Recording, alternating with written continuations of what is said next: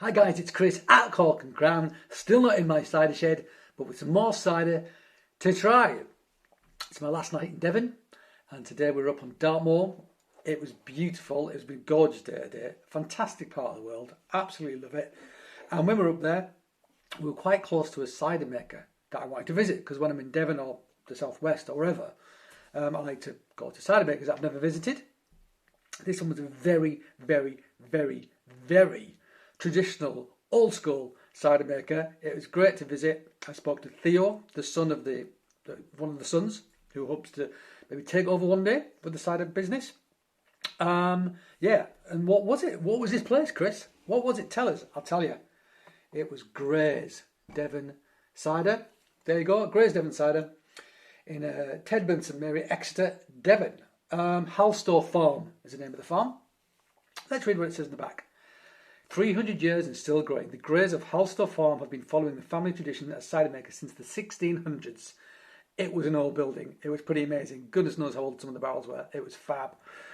With this heritage behind us, we have developed the unique character of our cider, which is influenced by use of apples such as sweet Alford, which is a dessert apple, Fair Maid of Devon, which I've never heard of, but which is a sharp, beef apple, which is a big cooked apple, pig's nose, which is a little dessert / cider apple, I believe.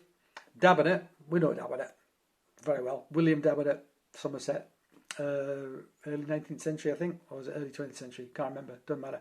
And Halstow Natural. Halstow, interesting, because it's Halstow Farm. And that is actually from their farm, Halstow Natural. That's where it was discovered. And that's where it's from. So these are their very own apple varietal in here as well, along with many others. These varieties, grown on the hillsides of 3 parishes, are skillfully blended to produce a cider of exceptional smoothness and mellow fruitiness. So this came out of a big barrel. This is the 2019 vintage, I think. Yeah, so they blend the single varieties. They blend all of these different apples every year to produce a vintage cider. I tried 2. This is the dry. I got a 5 litre bag-in box of the medium. And I'm going to have some of it myself. I'm going to sell it on the market. But this is 1 bottle of dry I got for myself. So, let's have a go. So I tried 2 different ones. The other one was a bit more tannic than this. This is a bit softer, more like apple juice character. It's pretty amazing. But I was sipping a few different things, so I'm going to try it now, sort of for the first time, in a situation whereby I'm actually able to think about it properly. But let's pour it out. It's quite full, this. So, spilled a little bit. Doesn't matter. I'll wipe it up. Great colour, as one would expect. It's also got. It looks like it's almost got a viscosity to it, which the Redaways had in Devon. It was amazing texture to the Redaways. This has got a similar sort of thing, possibly. So there's the colour. I mean, there's a light behind me, so you can't really see, but that's a really nice amber. Really nice amber. It's still, obviously, they rack off, but it's still a little hazy. So it had a little bit of sulphite at the beginning. It's all wild yeast. Yeah, that's it, really. That is it. And we're just about to press, but the apples hadn't fallen off the trees yet. They're starting to fall. They said they wait until a lot of it falls off, and then they harvest them off the ground. So they're just about to start harvesting, but we're just waiting for more apples to drop, basically. Let's have a sniff. It smells like a traditional farm cider. So it's got that twang of acidity, which I associate with these sorts of ciders. And I think we use those sharps to help preserve the juice. One of the preservative elements is the sharp varietal, particularly before the alcohol comes in. So they're sitting in the barrel for quite a while through the winter before they get alcohol. So that acidity, that low pH, helps preserve the juice, along with a little bit of sulphite. Yeah, and behind they get a real rich, deep apple character. It doesn't smell leathery though, or tannic. It actually smells like a baked apple, like an apple that's been baked in sugar, maybe like apple pie filling, something like that. That's what it's making me think of. Yeah, over the top of that acidity.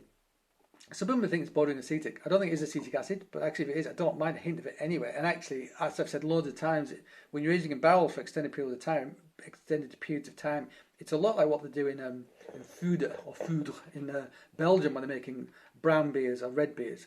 And it's characteristic of this beer, and it is great. I like it a lot. It's brilliant. I actually expect it to some degree in this sort of cider. Unfortunately, it can get out of hand if not kept in check by certain cider makers, and then it just gets labelled as a fault. But I think with these guys, this is exactly the flavour profile they're going for. It absolutely is. We're doing it for 1600s, I've got to say, you know. And it was a brilliant. The barrel room was just phenomenal. I've got some pictures. I don't know if I can slot them in here with the software I've got for you to see. But when I post on Instagram, when I promote this film, I'll put some images up as well. Yep. All right, let's try it. It smells like it's going to be sweet, but I know it's dry.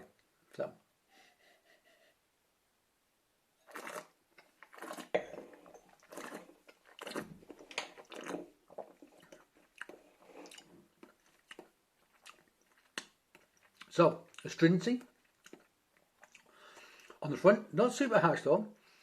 Hard tannin on the back, so soft tannin on the front, astringency, hard tannin on the back, a little bit of leatheriness, but nice. And actually, the apple in the middle is super fresh. When I sipped it on the farm, it made me think apple juice, really nice apple juice, like fresh apple juice. And I'm getting that again here. I really am.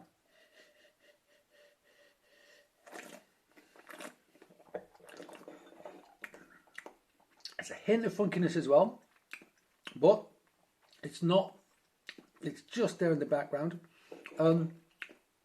It tastes fresh. It actually tastes really fresh. This for a 2019 cider that's been sitting in a barrel for 2 years and blended from all sorts of different sorts of apples and wild yeast, etc. It tastes like very dry apple juice. It tastes fresh and it's almost got, it has got a slight viscosity to it, but it's got a lightness of character, which and that acidity, it's not overpowering. It's just there in the background. It's just there, just a little bit of mouth-watering sort of characteristic, but it's good. I mean, as farmhouse dry ciders go, they've been aged in barrels, wild yeast, all that stuff. Well, a lot of people will call scrumpy, often in a derogatory way. This is actually quite light and clean and fresh. It's nice.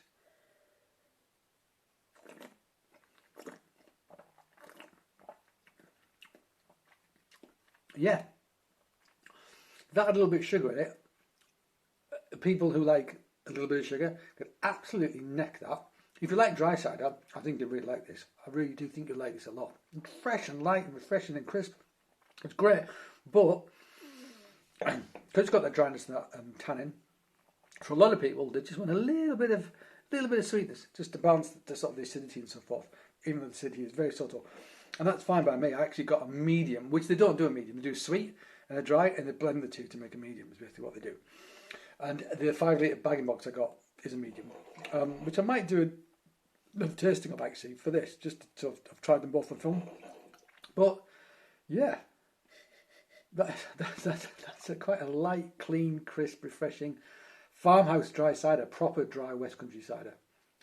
Yeah, really interesting, and I was privileged to go there and get it directly from the farm. All right, guys, so there you go, Gray's Devon cider. How about that? Thank you for joining me for the last time in this house in Devon. Maybe not the last time ever, but the last time for now. I hope you join me again. But until that time, cheers.